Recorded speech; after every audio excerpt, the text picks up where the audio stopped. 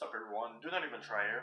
Today we're doing something a bit different than usual. I just today bought this beautiful book talking about the M4 Sherman, and it got me thinking that it will be kind of cool to have a video discussing about the entire anatomy of certain vehicles, like for example the M4 Sherman, like you saw in the title today.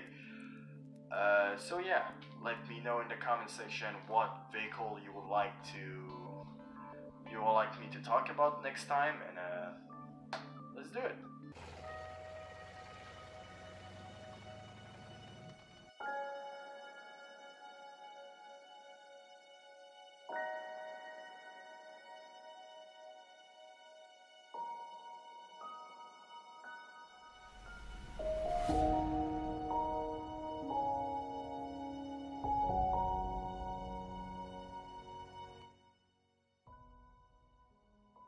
The M4 Sherman came directly after the M3 Lee, which was an American tank that was more of a stopgap to better their technology in tank combat. The M4 Sherman is essentially just an M3 Lee on steroids. They wanted the 75 to be added in a fully rotating turret, and they managed to do it pretty effectively because, goddamn, this thing was amazing.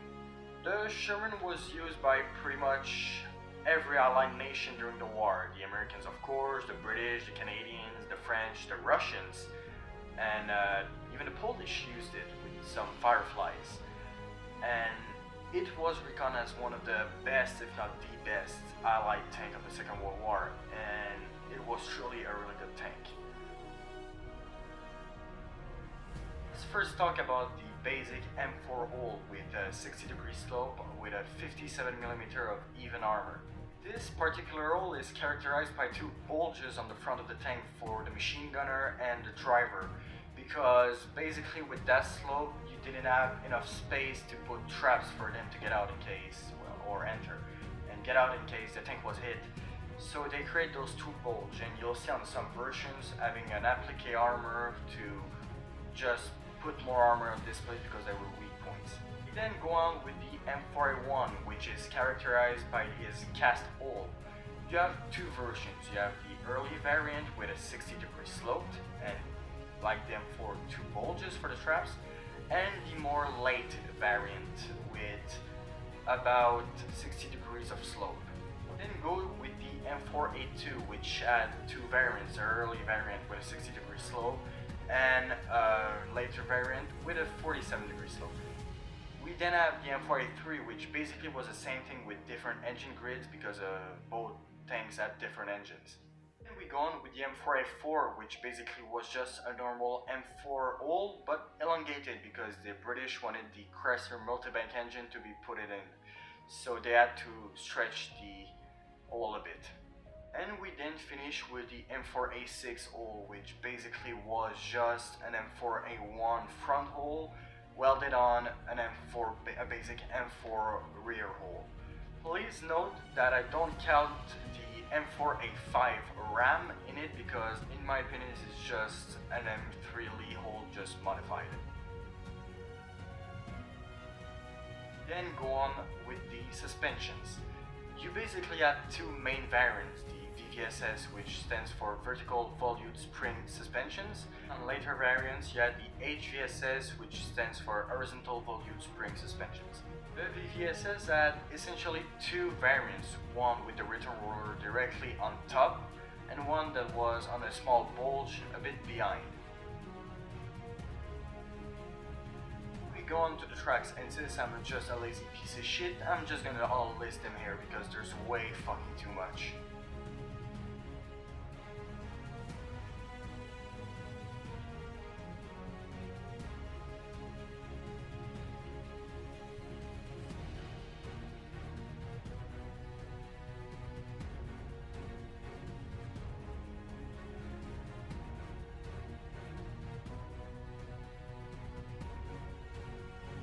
Now go on with the different types of engines.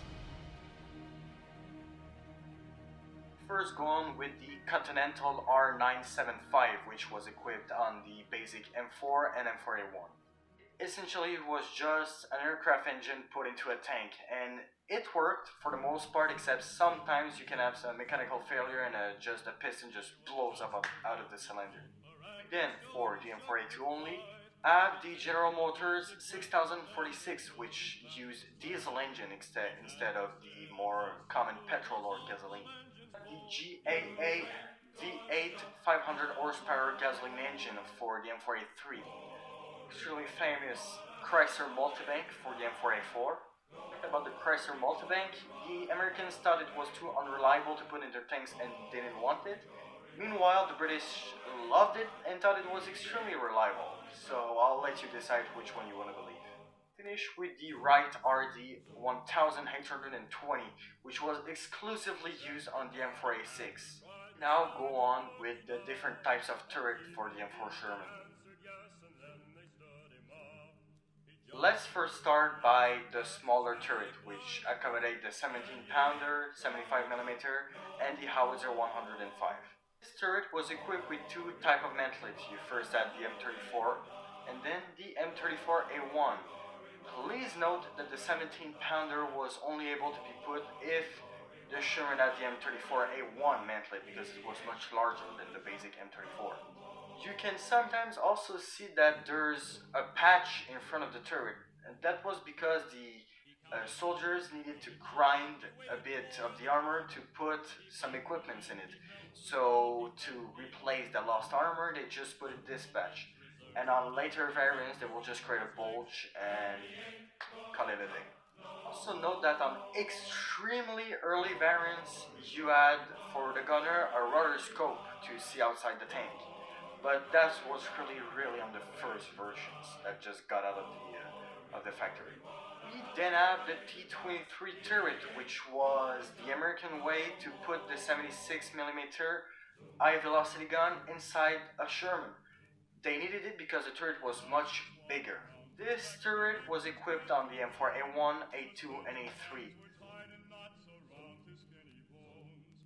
We now go on with the different types of guns the Sherman had. We first start with the 75mm M3, which was created by the Americans. The 75 was deemed at the start to be the perfect anti-tank gun, and anti-infantry also.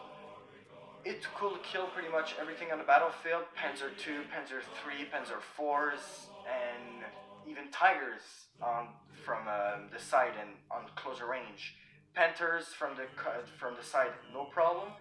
So yeah, it was really not a bad anti-tank gun at the time, even at the end of the war. You then had the 17 pounder gun, which is a high velocity anti-tank gun, which was basically just a response to German heavy tanks. The 17 pounder was not really a bad gun. The real problem was the turret it was fitted in. It was fitted into the small turret, which naturally had a 75mm, and having a 17 pounder inside the turret made it extremely cramped and extremely hard to use. It was so cramped, in fact, that they had to saw out the back of the turret where the radio normally is and put a box to replace the radio because the recoil of the 17 pounder made it that it goes all the way in the back of the turret. We then go out with the 76 M1, which was a response from the Americans to the long barrel 88, which was mounted on the Tiger. At the start of the 76mm project, the Americans managed to put it inside the smaller Sherman turret, which originally had the 75. They sent it to units in North Africa. They returned it. They said, "We don't want it. It's too cramped. It is just overall not really useful because of how cramped it is." And the 75 at the time did the job anyway. So they came back with the gun, got back to the blueprints, and created the T-23 turret, which was much bigger. Now, if you put that into perspective, the 76mm gun is much smaller than the 17 pounder. Much smaller. and the British managed to put the 17 pounder inside the smaller turret. So that can give you an idea of how cramped the Fireflies really were. And if we put that, with some retrospective, imagine what a 17 pounder could have done inside a T-23 turret. It will have been one of the most deadly guns of the Second World War. I also forgot to mention that there was a 105mm howitzer mounted inside the small 75mm turret that was exclusively used as an anti-infantry weapon.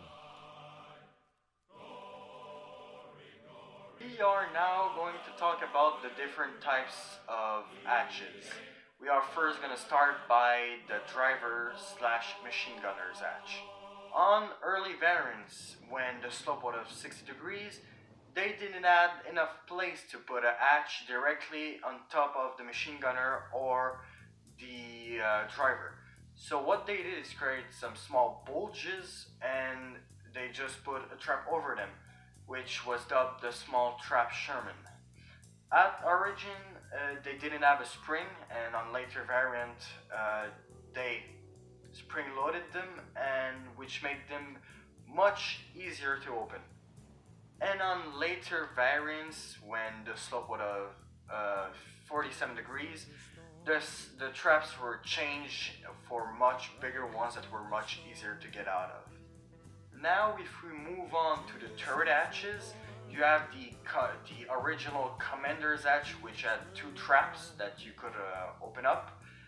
Then it was later replaced by a more technologically advanced trap, which had vision blocks all around and with a single huge trap to open. And on some variants you had this the early trap put on the loader's side for them to get out, because originally the Sherman did not have a loader's hatch. It was quite hard for the loader to get out when the tank was hit, and this hatch will be later replaced by a much smaller one, which they just had to drill a hole in the turret and put it in. We now go on with the inside of the Sherman tank, and I'm gonna name you basically all the main parts of the inside. Because there's a total of 30 main parts, I'm gonna have to read it in my book because even I don't know them by heart. Here we go. We have number 1, lifting ring. Number 2, ventilator. Number 3, turret hatch. Number 4, periscope. Number 5, turret hatch race. Number 6, turret seat. Number 7, gunner's seat. Number 8, turret seat. Number 9, the turret. Number 10, air cleaner. Number 11, radio filter cover. Number 12, air cleaner, manifold. Number 13, power unit. Number 14, exhaust pipe. Number 15, track idler. Number 16, single water pump. Number 17, radiator. Number 18, generator. Number 19, rear drive shaft. Number 20, turret basket. Number 21, slip ring. Number 22, front drive shaft. Number 23, suspension bogie. Number 24, the transmission. Number 25, the main drive sprocket. Number 26, driver's seat. Number 27, machine gunner's seat. Number 28, 75mm gun. Number 29, driver's hatch. Number 30, M1919 M4 machine gun. Woo! Keep in mind that this list was for the M4 Sherman. So yeah, this pretty much wraps it all. That was just short overlook of the anatomy of the Sherman. I didn't really want to go into detail really. So yeah, in conclusion, the Sherman was really a good tank. It wasn't less technologically advanced than, let's say, the Tigers or the Panthers. It really was a technologically advanced tank. It was extremely easy to use, and overall was, in my opinion, the best tank of the war. Anyway,